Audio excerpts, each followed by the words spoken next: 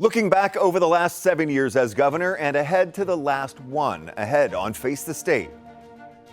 I promised to be the governor for all the people of our state, and that I would remember each and every day that I am their servant.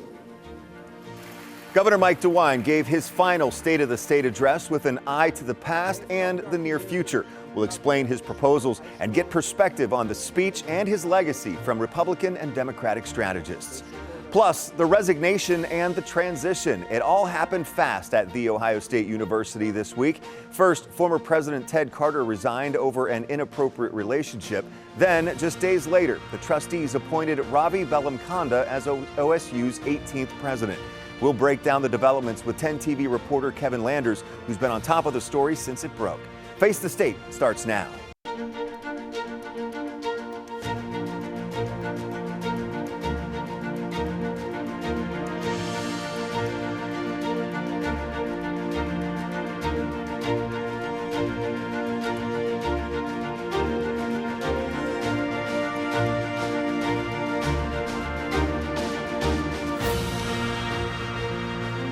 Good morning and thank you for joining us for Face the State. I'm Doug Petcash.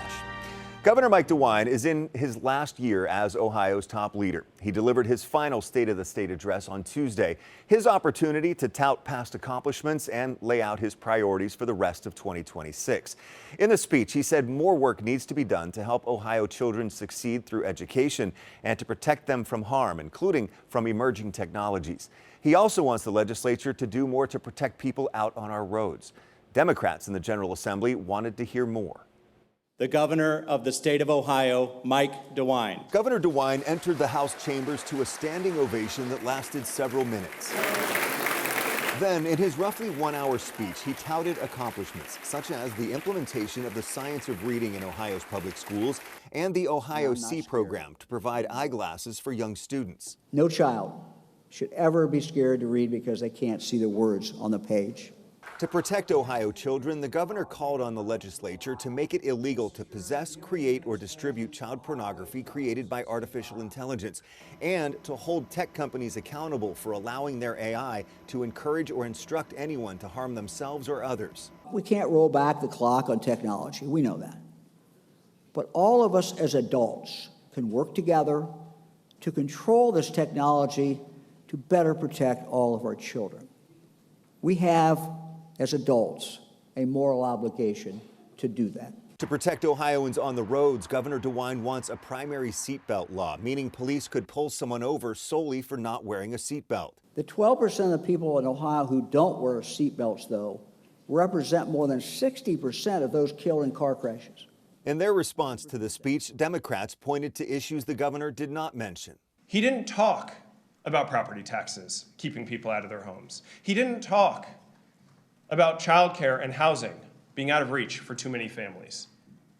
He didn't talk about the affordability crisis. Now, Governor DeWine can't run again for the office because of term limits. This being his final State of the State address, he took several minutes at the beginning to express his gratitude to many who served with him or were alongside him over the last 7 years, including his cabinet, the legislature, his family, the people of Ohio, and many others.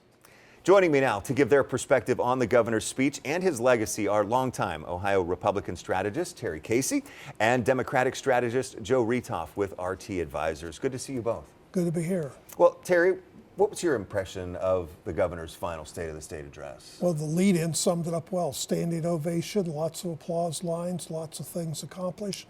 People forget Ohio's had balanced budget, things reasonably well managed, because people forget what a complex state Ohio is with its major different city states, the mix of rural, suburban, and urban. So in general, I think the management has been good because that's what governors do. You got to manage the state agencies, you got to manage operations, and no one's more tireless, I know, for personally working with him. He's a guy that's got a steel trap mind and just going 24/7 every day, constantly on the move, on knowing what's going on, being aware of what's happening. And Joe, for you, the speech itself, what do you think about this final address, one hour long?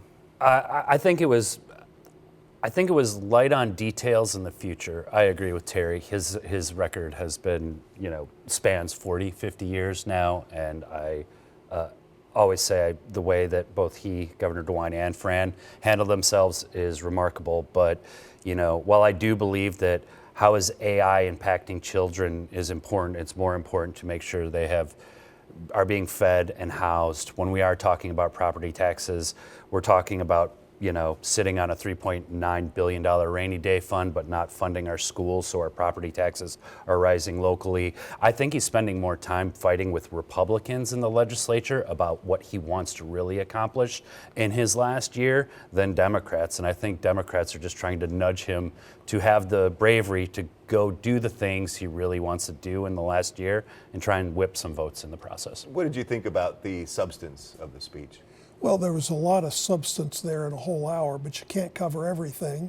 And some of the Democrats in their response kind of were blaming him for affordability and inflation, which is not exactly, the governor of Ohio doesn't get to appoint the Federal Reserve Board or doesn't run Congress. So there's differences, things governors can do and they can't do. But in general, what his major responsibilities are pretty good. And again, people have wanted for years to spend the rainy day fund.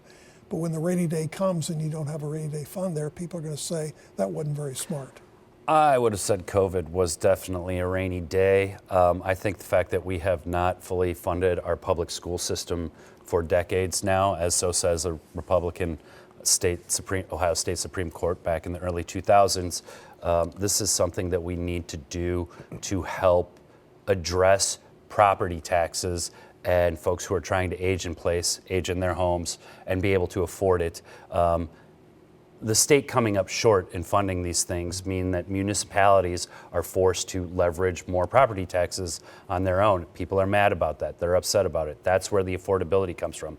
There's $3.9 billion of our dollars, my tax dollars, sitting in an account collecting interest while you continue to force taxes to raise on municipalities.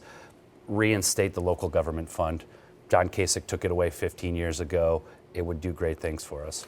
We can get into those discussions at another time as well. Sure. You know, but as far as like just the last 7 years, I know the governor still has 9 months to go. There are legislative and executive priorities he has, but you know, just looking now towards the end of his governorship, what's his legacy as Ohio's governor? Well, I think overall it's a good management record and a good leadership record, but people also have to remember in the 2-year budget cycle, it's the first 6 months when they do the budget, when most of the policy things come out. When you're a lame duck governor and the legislature is kind of in an election year lame duck status too, you don't expect too much because realistically it doesn't happen regardless whether a Democrat or Republican's governor. We've heard the term lame duckling as well. So, and Joe, what do you think, just as governor, how do you think he will stack up as in Ohio history? Honest, fair, knew how to navigate politics with Donald Trump as president. Terry and I were talking about this before the show, how he has managed to handle testy waters quite well. I think, listen, Democrats and Republicans don't often agree on policy, but as far as how Governor DeWine has handled his job as governor, there's nothing but respect there for his kindness and the way he really approaches his care about children. And you know, just looking at his career too, you know, county prosecutor, then state senator, congressman, lieutenant governor, U.S. senator, attorney general of Ohio, and now governor. That's a lifetime of service. Yes, and the good thing is he's fortunate to have family wealth, and so nobody's ever questioned that he's stealing to try and put money in his pocket. So he's able to do the right things when you're not worried. The dangerous thing with politicians on either side is when they're 38 years old and they want to be president or they want to be senator, and they maneuver and manipulate. So when you're at the end of your career like this and you've got personal wealth and a family, it's easy to do the right thing, which he has done. And do you see any failures in his, maybe failures is too strong of a word, but places where he maybe didn't fulfill a promise or a policy that, you know, that you would have liked to have seen? Well, one of the things on education, I used to work with Joanne Davidson when she was speaker, and in the 1990s she reminded me, whatever you give education, including $500 million for technology then, they always complain, well, that isn't enough, we always want more. So, and the reality is in education in Ohio, we've got a shrinking K through 12 enrollment significantly because of the demographics. So there's a lot of key questions that got to be asked about education and where we're headed. So education always wants more money, but the taxpayers have limits on what they can write the checks for. Same question to you, Joe. What do you see? I think that education is probably the biggest thing that has been taking hits year after year after year. There's been online school scandals. There's been voucher programs that have slowly bled public school systems dry. This isn't just a city issue. It is the same whether it's in Cambridge or Zanesville or Portsmouth or Columbus or Cincinnati, right? And that is one of the things that I think we have to, our best investment, I think Governor DeWine would agree, is our future, is our children, making sure they are educated, making sure they are ready to be competitive in a global economy, and that does require investment. And I think he has actually fought quietly behind the scenes with his own Speaker of the House and President of the Senate to try and accomplish this. Unfortunately, I feel like for several years now, it has been going in the wrong direction. Finally, today, I just want to touch on this briefly if we can. Senator Jon Husted testified this past week in the HB6 scandal trial that's been going on in Summit County for more than a month now. Seeing him on the witness stand there, even though it was a remote interview, he's in a tough race to hold on to a seat against former Senator Sherrod Brown. Does an issue like this, does testifying like this, Terry, in your opinion, have any impact on voters going forward towards what will be the November election? The political junkies will follow it with interest, but in reality, it was about an hour of testimony. Mm-hmm. Even the plain dealer, which generally doesn't like him, said in their actual news story it was pretty inconsequential what was said and what was brought out. So I don't think there was any smoking guns or anything like that. So obviously it's an unfortunate circumstance, but nobody's come forward with any evidence of anything criminal or untoward. Yeah, and I do want to mention neither he nor Governor DeWine are accused of any wrongdoing. Joe, do you think it'll have any impact? No, I think HB6 has been something, I would agree with Terry. Democrats have tried year after year to make it a point. I don't think people realize they're seeing it on their utility bill. But I think the thing that did hurt Jon Husted in this manner was the fact that he said he was unable to make the first appointment for testimony, but still managed to make it home for a fundraiser. I don't think it's HB6 or the testimony that's going to raise red flags. I think it is the fact that you have a federal case that you are being called back for, and you can't make it because of requirements back in D.C., but you get caught at home for a fundraiser that night. Joe Retoff, Democratic strategist, Terry Casey, Republican strategist, thank you both for your perspective today. Glad to be here. Well, still ahead on Face the State. What was the purpose of that dinner meeting? I don't precisely know. More on Senator Jon Husted testifying in the HB6 scandal trial, what he told the court. And next, a change at the top of the Ohio State University. A quick decision on a new president after the sudden resignation of the last one. What happened with Ted Carter, and who is Ravi Bellamkonda?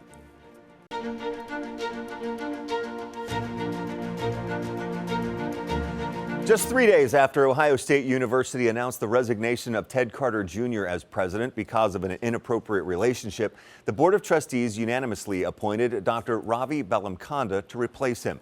Bellamkonda is now Ohio State's 18th university president. He says he plans to lead with humility and joy. He became OSU's provost in January of 2025. That means he's been working as the chief academic officer. He was also provost at Emory University and served as dean of engineering at Duke. Bellamkonda is a bioengineer and a neuroscientist. He has led pediatric brain research and has a PhD from Brown. We asked him how he will lead. It's a team sport. It's always about that. And so my hope is, with the counsel of all the wisdom that already exists here, I'll have some role to play in actually thinking deeply about what excellence means. Yes, it means rankings and highly reputed programs. Ultimately, I think excellence is an attitude. It's a way of thinking and being. And that's the conversation, I think, as president, I'd like to facilitate. Now, rather than do a national search for a new president, which could have taken months, the University Board of Trustees quickly decided to tap an internal candidate. Our Kevin Landers asked a trustee about that decision and a member of the American Association of University Professors about how the university handled the transition of power. That people are criticizing this decision because there was a lack of transparency and professors weren't included in this decision. Can you address that? Well, not officially, but we did a national search when we hired Ravi Bellamkonda as the provost of this university, and it seemed very logical to us why repeat that when we had a person that we thought that was more than capable of being the next president of this university. We're extremely disappointed. In fact, I'll just say I'm enraged. This is par for the course for this Board of Trustees to simply act without consultation, without deliberation, without self-reflection. Bellamkonda's appointment follows Ted Carter's abrupt resignation on Monday. Carter stepped down after disclosing an inappropriate relationship with someone seeking public resources for their private business. Jobs Ohio says it is now looking to recover $60,000 paid to podcast host Chrysanthi Velachos. 10 TV confirmed her business is linked to Ted Carter's resignation after he appeared on her podcast several times. Jobs Ohio posted on X that it signed a deal for 4 episodes of the Call Out podcast at $15,000 each. But the agency says only 1 episode was ever completed, and that episode has since been removed. In a post, the agency says, "We are reviewing clawback options in our contract." 10 TV's Kevin Landers has been covering all the developments over the last week on this story. And Kevin, I want to start with, the thing that strikes me is just how fast this all happened. Yeah, I think there's some theory behind that. And when you talk to people privately at Ohio State, they wanted to move as quickly as possible. One, because they needed someone to lead this university as quickly as possible. What they learned from the Ted Carter hiring was that it took them 9 months. And the trustees said that the university, they described it as being frozen. The momentum stopped because it took so long. So they wanted to keep this momentum going in terms of their academic prowess that they've already experienced, in terms of his plan, Ted Carter's plan that he went through. So they wanted to make sure that the next president could start, hit the road running as quickly as possible. Now, he is coming in also at a time, though, where OSU is dealing with some controversies, such as the Strauss sexual assault victims, the discussion of whether to remove Les Wexner's name from buildings. Did he address that yesterday and how he would approach these tough issues? Yeah, I had a feeling you were going to ask me that, so I wrote something down that he said. He said, "We will take on hard things that are worth doing." And then he went on to say, "One event, one person, one news story doesn't define Ohio State." So he seemed to indicate that he's not going to shy away from these controversies, that he's going to address them. How he will do that going forward, we don't know. You also asked him about stances on issues of the day, like the SB1, the elimination of DEI, and also, like you said, taking on the tough issues. Did he address DEI specifically? He did. I asked him specifically about that, and the reason I did is because when he was at Duke and when he was at Emory University, he helped expand DEI programs at those 2 universities. Ohio State eliminated those back in February because of state law. Because of state law. So I asked him if he was going to bring those back, and what he said was, "We're committed to robust, open conversation on difficult topics, planning of openness, and committed to that purpose." Basically, he didn't address it saying he was going to bring back DEI, but I think he was saying that I'm going to encourage open debate about it. Also in terms of student protests as well. Those are also something that Ohio State has tried to eliminate. And I think on that front, I think he was trying to say that he wanted to encourage open debate on campus. How far that will go, we don't know. It's day one. Day one. The honeymoon's over with. Yeah. Well, it pretty much is. I mean, you got to hit the ground running, as you said. Kevin, great reporting on this story all week. Thank you for coming in today. Well, still ahead on Face the State, funding freeze. $600 million for the Cleveland Browns' new stadium on hold, and it all has to do with unclaimed funds that may belong to you. Next, the court decision that's blocking the money, at least for now.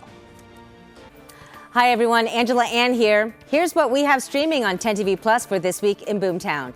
The state of everything, from suburbs to the capital city to the State House. What leaders are saying about their visions for growth in the next 10 years. Plus, the booming business of fish. And not just any fish. We'll show you how this business is reeling in big money and putting Sunbury on a worldwide map. So join me for This Week in Boomtown as we look at growth in Central Ohio, the challenges and the solutions. It's all streaming now on 10 TV Plus. Just download it on your TV and watch for free.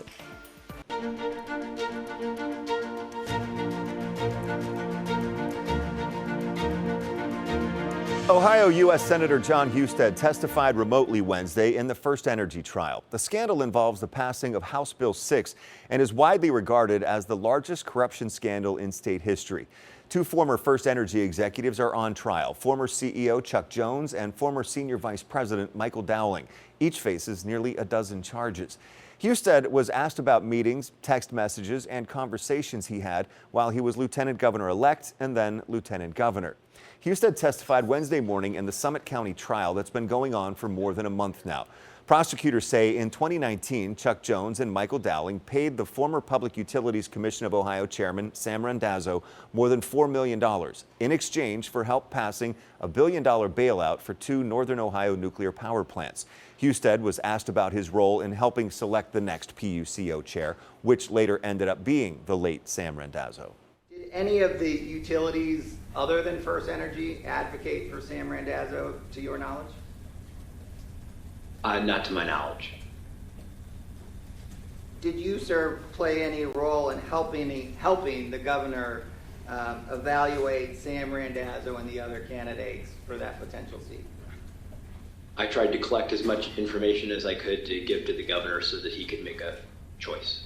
Senator Husted was also asked about a 2018 dinner with then Governor-elect DeWine and Jones and Dowling. What was the purpose of that dinner meeting? I don't precisely know. I did not organize it, but it was, I think that basically it was that FirstEnergy was going to be in town and they wanted to say hi and congratulate us on winning. Do you recall whether there were specific discussions about the PUCO during that dinner meeting? I don't recall anything that was discussed during the meeting. The only thing I can recall is that Governor DeWine was not feeling well. Senator Husted testified for just over 1 hour. It's important to note neither he nor Governor DeWine have been accused of any wrongdoing in the case. The Trump administration is asking the U.S. Supreme Court to overturn a judge's order that's allowing temporary protected status for Haitian immigrants to stay in place. Roughly 350,000 Haitians were set to be deported last month until that judge's order. The Supreme Court is giving those in favor of the TPS ruling until Monday to respond. An estimated 30,000 Haitians live in central Ohio under temporary protected status. The Cleveland Browns won't have access to your unclaimed funds until a lawsuit is resolved. A magistrate on Monday issued an injunction blocking the team from using $600 million from the state to build their domed stadium in Brook Park. You're looking at renderings of the stadium. The magistrate says this injunction has been issued because an ongoing lawsuit against the use of unclaimed funds is likely to move forward in court. The class action lawsuit claims any attempt to use unclaimed funds is unconstitutional.